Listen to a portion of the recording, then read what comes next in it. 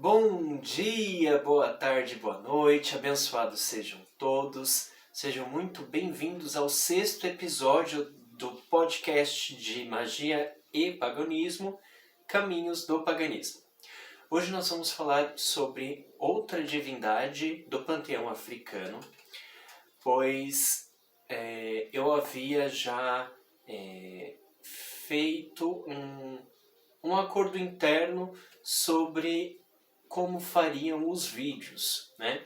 Então, um dia eu vou falar sobre uma divindade feminina de um panteão específico e no outro eu vou falar sobre uma divindade masculina deste mesmo panteão, para que tenha sempre o equilíbrio. Não necessariamente vão ser todos os vídeos sobre o mesmo panteão até que eu conclua todas as análises de cada divindade daquele panteão. Não. Primeiro eu vou falar como funciona. Eu fiz uma seleção com várias divindades de diversos panteões diferentes e coloquei em um sorteio. Nesse sorteio apareceu divindade 1, que foi a primeira que eu falei, Iemanjá, divindade 2, divindade 3 e assim por diante. Dessa forma eu vou caminhando com os vídeos do Caminhos do Paganismo. Sem mais delongas, vou começar a apresentar para vocês essa nova divindade. Essa divindade do panteão africano, ela é muito adorada na África e também aqui no Brasil pelos candomblecistas e umbandistas principalmente. Eu estou falando da divindade Exu. Não estou falando da divindade, não confunda a divindade Exu, Orixá, com o Exu Catiço, como eu havia falado no vídeo anterior. O Exu Orixá, ele é uma divindade, assim como Iemanjá, Oxalá, entre outras divindades do panteão africano. Já os Exus Catiços, que a maioria das pessoas conhecem como sendo Tranca-Rua, Veludo, Sete Caveira e assim por diante, eles são espíritos desencarnados. Vamos focar nossas energias e conhecimento especificamente no panteão de divindades, ok? Então vamos lá. Exu é o filho mais novo de Iemanjá. Ele é uma divindade muito importante e uma das divindades primordiais, assim como sua mãe Iemanjá. Exu, como toda divindade de qualquer panteão antes da Era Comum, ele tem a sua face boa, positiva, e tem sua face negativa. Tem seus erros, seus medos, suas dores, seus problemas de conduta, principalmente Exu. Vou explicar um pouquinho sobre isso. Exu, ele é considerado a dualidade do ser dentro do panteão africano. Essa dualidade do ser, ela significa o quê? Ao mesmo tempo que o ser pode ser bom e benéfico, ele pode ser mau e maléfico. E Exu é exatamente essa dualidade. Ele vai se apresentar de forma muito boa, com várias respectivas ações boas e com formas muito ruins. Quando ele está nervoso, assustado, com medo, tem suas ações ruins. Tá? Os domínios de Exu são as encruzilhadas. Por que as encruzilhadas? Vou falar mais pra frente nesse mesmo vídeo sobre um Itan que vai dizer como e quando aconteceu o domínio de Exu sobre as encruzilhadas. Mas o domínio de suas encruzilhadas, diferente do que muitas pessoas possam acreditar, ela está relacionada entre as encruzilhadas entre o mundo dos vivos e o mundo espiritual, a encruzilhada entre esses mundos. Exu é o guardião dessa encruzilhada, é aquele que vai abrir a porta. Exu é a porta. Além de ser o dono das encruzilhadas, além de seu domínio sobre a encruzilhada, Exu, ele também é o responsável pela comunicação. Exu é a boca do mundo, segundo o panteão africano. Aquele que come demais, aquele que fala demais. Sempre que é necessário que um pedido seja atendido rapidamente, ou que é necessário que o pedido seja levado a um orixá superior, como Oxalá, por exemplo, é a Exu que se pede e é a Exu que leva esse pedido até esse orixá. Como eu disse anteriormente, Exu é uma divindade muito mal conhecida e mal interpretada. Ele é muito importante sobre a criação do mundo pela visão do panteão africano e, apesar disso, várias religiões e pessoas de religiões diferentes que não compreendem a sua dualidade e sua importância acreditam que ele tem relação com Satanás, o diabo, qualquer coisa desse gênero, que são seres que não existem no panteão africano. Não existe um diabo, um ser maléfico desse jeito no panteão africano, tá? E apesar de toda a sua grandeza, Exu acaba sendo menosprezado e até negligenciado pelas pessoas por conta deste motivo, por as pessoas acreditarem que ele tem alguma relação com essas divindades de egrégora inferior, tá?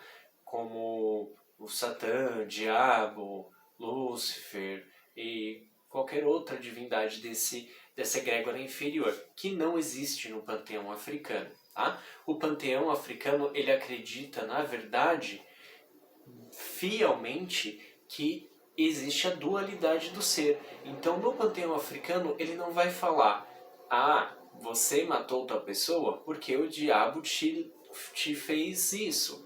Você traiu tal pessoa porque o diabo te tentou. Não. No panteão africano, isso não existe. No panteão africano, ele vai falar exatamente que você escolheu fazer aquilo e que você vai arcar com as consequências daquele ato. Sem mais delongas, vamos começar a falar um pouquinho sobre o orixá Exu. Exu era o mais jovem dos orixás, o mais jovem dos filhos de Iemanjá. E por este motivo também era o menos despreocupado. Ele não tinha tantas missões, ele não tinha tantas funções dentro do seu panteão, portanto ele ficava por aí pregando peças, às vezes ajudando e às vezes atrapalhando as pessoas, como um jovem normal. Tá? Porém, vou começar a falar sobre um Itan, sobre Exu, que é exatamente o Itan que dá a ele o domínio dos caminhos. Exu estava andando por aí tranquilamente, sem o que fazer, sem uma missão. E ele começa a visitar a casa de Oxalá.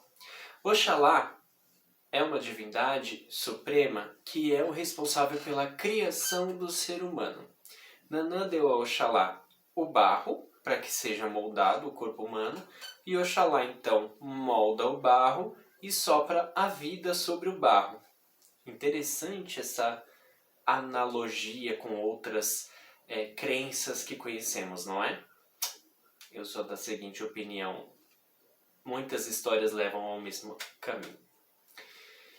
E então Exu começa a visitar Oxalá e observar como fazia para poder criar a vida, criar os seres humanos. Oxalá, por ser uma divindade muito importante, recebia muitas visitas e recebia muitas oferendas e muitos presentes. Muitas pessoas chegavam à casa do orixá Oxalá para aprender com ele, aprender coisas importantes. Porém, poucas pessoas ficavam por ali muito tempo. Alguns ficavam 5, 10 dias. O orixá Exu, muito intrigado e muito interessado por aquilo que Oxalá estava criando, ele então começa a prestar mais atenção.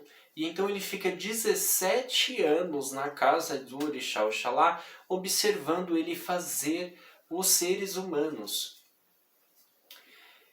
A partir daí, o orixá Exu ele quer ajudar Oxalá de alguma forma. Porém, essa missão Oxalá não poderia dar a ele. Então ele solicita a Exu, para auxiliá-lo, que receba as oferendas e os ebós que as pessoas que fossem visitá-lo estivessem levando para ele. Então Exu se prostra na encruzilhada, no caminho onde as pessoas passariam até a casa de Oxalá. E ali ele fica recebendo as oferendas e os ebós que as pessoas traziam para o orixá Oxalá. Depois de certo tempo, o orixá Oxalá, percebendo a habilidade e a alegria do orixá Exu de fazer esse serviço, ele resolveu compensar o orixá Exu. Como? Ele resolveu solicitar a todas as pessoas que, quando fossem levar um ebó, um presente, uma oferenda para o orixá Oxalá, deveriam levar também para o orixá Exu. Então, primeiro o orixá Exu receberia a sua própria oferenda para depois aceitar a oferenda que fosse levado para o orixá Oxalá. E dessa forma, Exu começa a erguer sua própria riqueza com todas as oferendas que acaba ganhando. Ele constrói a sua moradia nessa encruzilhada entre os mundos, no caminho onde aqueles visitantes passavam, e ali ele protege a morada de Oxalá daquelas pessoas que estivessem com mau agouro, que estivessem com más intenções, ele protege Oxalá, e aquelas pessoas com boas intenções ele levava até Oxalá de bom grado, desde que estivessem com as suas oferendas, tanto para Oxalá quanto para Exu. E dessa forma, Exu se torna o dono da encruzilhada. Sempre que se pedir caminhos abertos para qualquer coisa, se pede para Exu, porque é ele que é o dono do caminho. Vou falar um pouquinho sobre o segundo Itã do orixá Exu. Esse segundo Itã, ele vai falar sobre o porquê o orixá Exu é o dono da palavra, é o orixá da comunicação, é o orixá rápido.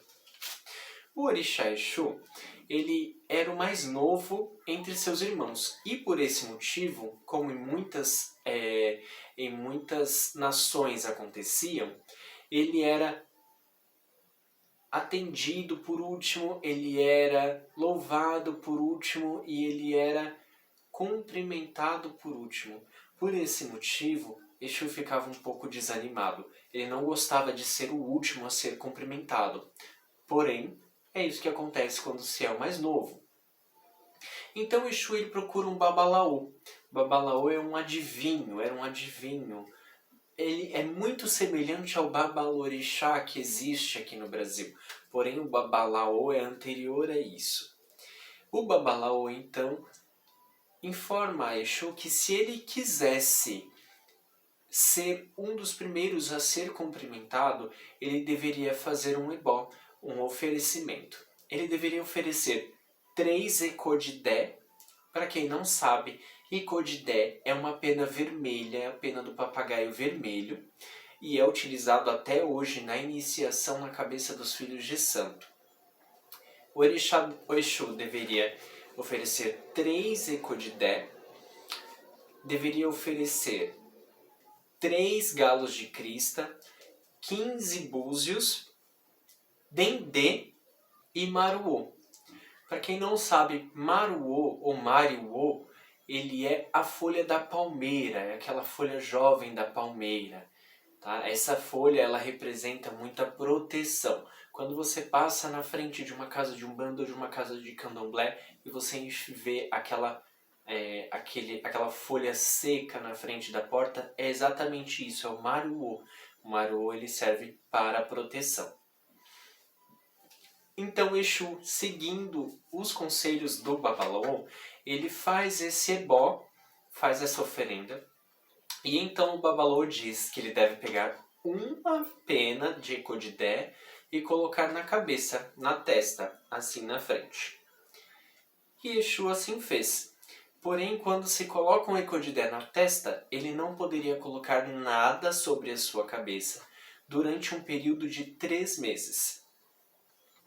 Após isso, o grande orixá Olodumare, para quem não conhece, ainda vou falar de Olodumare mais para frente, ele seria como uma divindade superior. Ele é a divindade superior a todas as outras divindades do panteão africano. Tá? E então, Olodumare ele solicita que os orixás venham até ele, para ele saber como cada orixá estava lidando com a missão que ele havia solicitado. Dessa forma, todos os orixás se prepararam, se vestiram com roupas belas e finas, fizeram os seus ebós e carregaram o seu carrego na cabeça para levar até o orixá Olodumare, exceto Exu. Exu não colocou nada na sua cabeça, pois respeitou o preceito do Ekodidé, que não poderia colocar nada na sua cabeça. Então todos os orixás chegaram até a moradia de Olodumare, e quando chegaram lá, nada Olodumare precisou perguntar. Olodumare conseguia ouvir os pensamentos de cada orixá.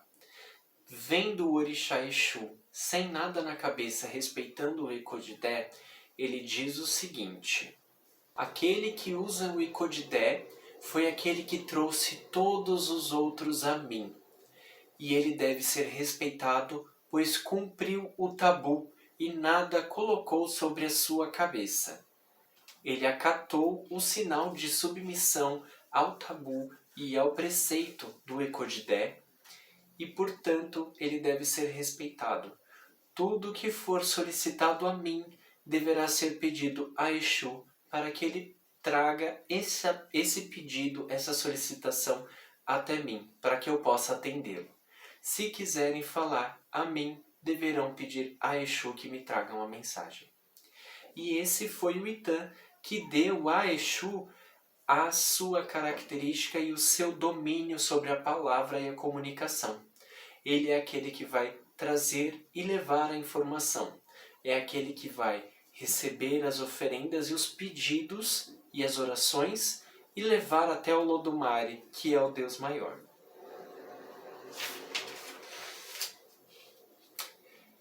Essas foram algumas histórias, alguns itãs do orixá Exu, para vocês verem que ele nada tem a ver com Satanás ou qualquer divindade de uma egrégora inferior.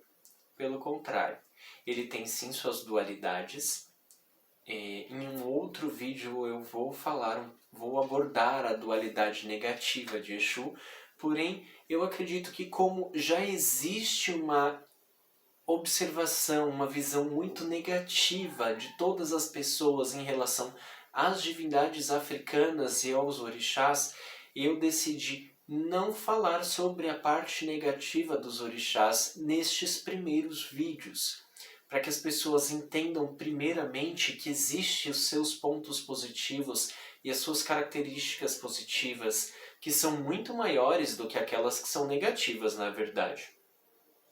Então, por este motivo, no primeiro instante, eu não vou falar sobre as características negativas do orixá Exu. Vou deixar isso para um segundo vídeo sobre esse tema.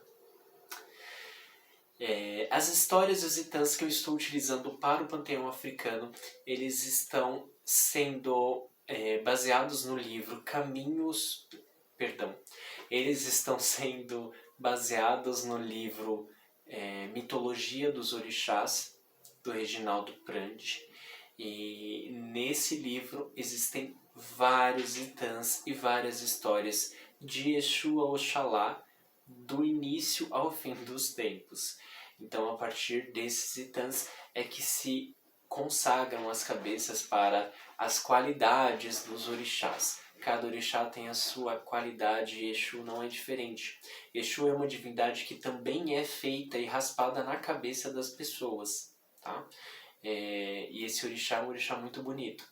Inclusive, quando uma pessoa ela é rejeitada pelo orixá porque fez alguma coisa, ele cai na casa de Exu ou na casa de Oxalá. É um dos dois que acolhe aquela pessoa que não foi aceita pelo seu orixá. Então por hoje é isso, esse é o nosso 6º episódio do Caminhos do Paganismo. Se você gostou ou está gostando, dá um joinha lá que ajuda bastante. Deixa seus comentários se tiverem dúvidas ou se quiserem conversar um pouquinho mais a respeito dessas divindades. São divindades bem bacanas. Agradeço a atenção de todos, desejo uma abençoada noite a todos. Um grande beijo e até o próximo vídeo.